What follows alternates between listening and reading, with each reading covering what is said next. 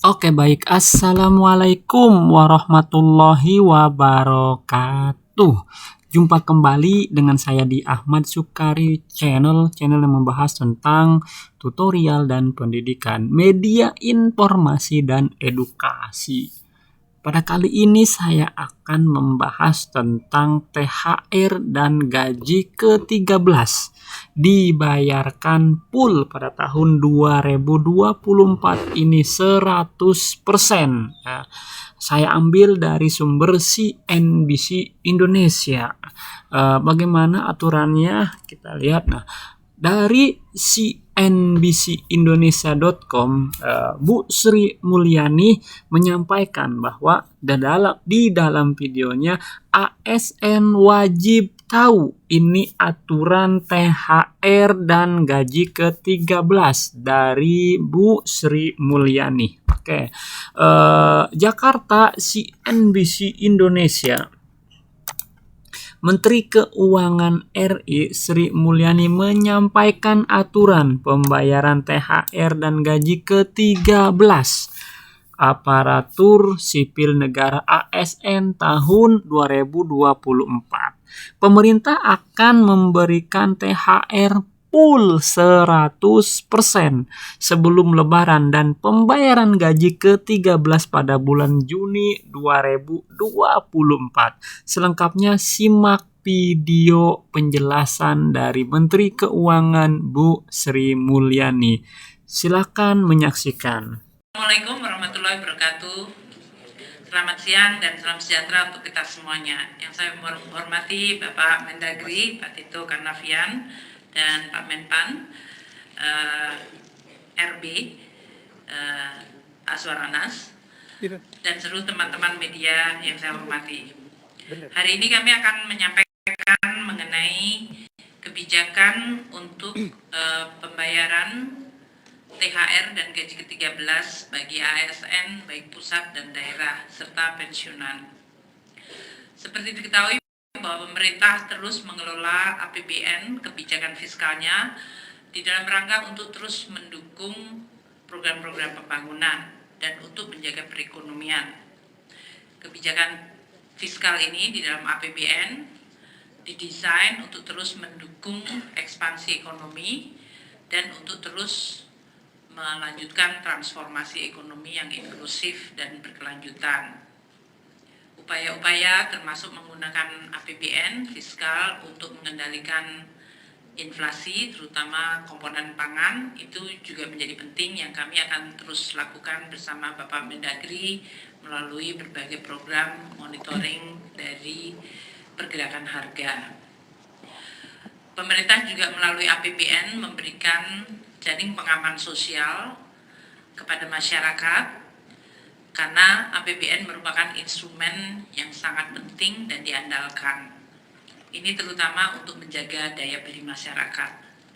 Seperti diketahui bahwa pada tahun 2024 ini anggaran perlindungan sosial di dalam APBN 2024 mencapai 496,8 triliun rupiah. Ini terdiri dari berbagai program untuk terutama mendukung masyarakat yang paling rentan tapi juga kelas menengah. Program Keluarga Harapan untuk 10 juta penerima manfaat, asistensi untuk 38.000 anak dan 32,6 ribu lansia dan 58,3 ribu penyandang disabilitas. Itu juga termasuk di dalam program bantuan sosial atau perlindungan sosial. Subsidi bunga kur bagi 6 juta lebih debitur itu juga merupakan bagian dari inklusi dan program untuk penguatan perlindungan sosial. Iuran untuk BPJS Kesehatan bagi masyarakat yang tidak mampu, yaitu 96,8 juta masyarakat tidak mampu yang iuran BPJS-nya dibayar oleh APBN. Pemerintah juga memberikan bantuan sembako untuk 18,8 juta kelompok penerimaan manfaat. Program-program untuk mendukung masyarakat rentan, terutama anak-anaknya yang masih sekolah melalui program Indonesia Pintar bagi 20,8 juta siswa, program Kartu Indonesia Pintar bagi 1,1 juta mahasiswa yang kurang mampu, itu juga termasuk bagian dari perlindungan sosial. Di dalam perlindungan sosial ini termasuk sebetulnya adalah subsidi dalam bentuk BBM dan energi. Ini adalah yang juga dinikmati oleh kelompok menengah sebanyak 19,58 juta kiloliter. Dan dalam beberapa hal pemerintah memberikan bantuan langsung tunai terutama di tingkat desa untuk 2,96 juta kelompok penerima manfaat. Nah, khusus hari ini kita bicara mengenai tunjangan hari raya dan gaji ke-13. Mungkin untuk memberikan sedikit background pada teman-teman media supaya bisa membandingkan. Karena pada 3 tahun yang lalu kita dihadapkan pada shock yang sangat besar, yaitu pandemi COVID. Tahun 2019, sebelum COVID terjadi, THR dan gaji ke-13 itu diberikan dalam bentuk gaji pokok, tunjangan keluarga, tunjangan jabatan umum, dan 100% tunjangan kinerja. Itu diberikan untuk tunjangan hari raya, jadi 1 additional plus gaji ke-13.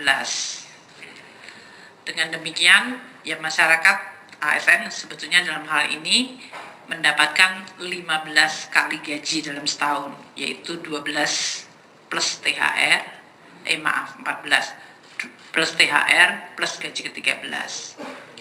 Tahun 2020, di mana terjadi shock yang luar biasa karena pandemi COVID, maka hampir seluruh anggaran itu dipotong kecuali untuk kesehatan dan bansos. Nah, salah satunya adalah kebijakan untuk THR dan gaji ke-13 tahun 2020 itu kemudian dikurangkan menjadi hanya gaji pokok, tunjangan keluarga, dan tunjangan jabatan umum. Tunjangan kinerja tidak diberikan, dan THR pada tahun 2020 itu hanya diberikan bagi para pekerja ASN pelaksana. Pejabat negara tidak mendapatkan, eselon 1 tidak mendapatkan, eselon 2 dan jabatan fungsional utama madya yang setara dengan eselon 1 dan eselon 2 itu tidak mendapatkan THR tahun 2020. Jadi yang diberikan adalah kepada pejabat eselon ketiga atau pelaksana, dan itu pun hanya gaji pokok, tunjangan keluarga, dan tunjangan jabatan umum. Tahun 2021, seiring dengan membaiknya kondisi ekonomi meskipun masih dalam pandemi, maka THR, tunjangan hari raya dan gaji ke-13 agak dimodifikasi.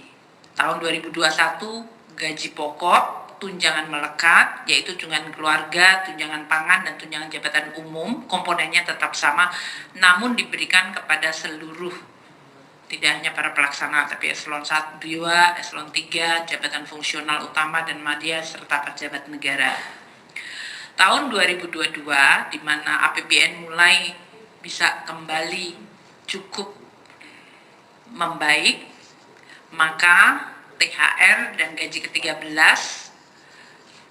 ditingkatkan komponennya, yaitu gaji pokok, tunjangan melekat, yaitu tadi tunjangan keluarga dan tunjangan pangan, tunjangan umum atau jabatan plus 50% dari tukinnya diberikan. Dan ini diberikan kepada semua, yaitu kepada seluruh ASN, pusat, daerah, termasuk pejabat negara. Untuk 2023 yang lalu, kita masih menggunakan rumusan yang sama, namun penerimanya ditambah, yaitu GAPOK, gaji pokok, tunjangan melekat, tunjangan jabatan dan umum, dan 50% tunkin, tunjangan kinerja. Namun kita juga memberikan kepada pekerja, yaitu guru yang bukan ASN ya dalam hal ini, atau ASND, dan TPD dalam hal ini tunjangan profesi guru diberikan, tunjangan profesi D itu apa ya Pak? Dosen, dan lupa kalau saya pernah dosen, dan tunjangan profesor. itu diberikan di 2023. Sehingga ini menggambarkan bahwa APBN yang sudah mulai membaik, kemudian juga mengembalikan fungsi termasuk dalam hal ini mekanisme untuk pemberian tunjangan hari raya dan gaji ke-13 kepada aparatur negara, pensiunan, penerima pensiun dan penerima tunjangan. Nah, untuk tahun 2024 ini saya akan memberikan kesempatan kepada Pak Menpan RB untuk menyampaikan mengenai nanti komponen-komponen yang akan diberikan, dan nanti saya akan teruskan lagi mengenai kapan waktu pemberiannya. Sebetulnya sudah sering saya sampaikan, yaitu THR akan dibayarkan paling cepat 10 hari sebelum Hari Raya Idul Fitri. Jadi apabila belum dibayarkan, dapat dibayarkan setelah Hari Raya Idul Fitri. Untuk beberapa daerah memang mungkin karena bukan Hari Raya Idul Fitri, dia bisa dibayarkan sesudahnya. Sedangkan untuk gaji ke-13 akan dibayarkan pada bulan Juni 2024, dan apabila belum selesai pada Juni juga bisa dibayarkan sesudah Juni. Pak Men. Oke, demikianlah video yang disampaikan oleh Bu Sri Mulyani. Mudah-mudahan cepat terrealisasi, dan jika ada yang keliru kita berdiskusi. Jika ada yang salah, kurang lebihnya mohon maaf. Assalamualaikum warahmatullahi wabarakatuh.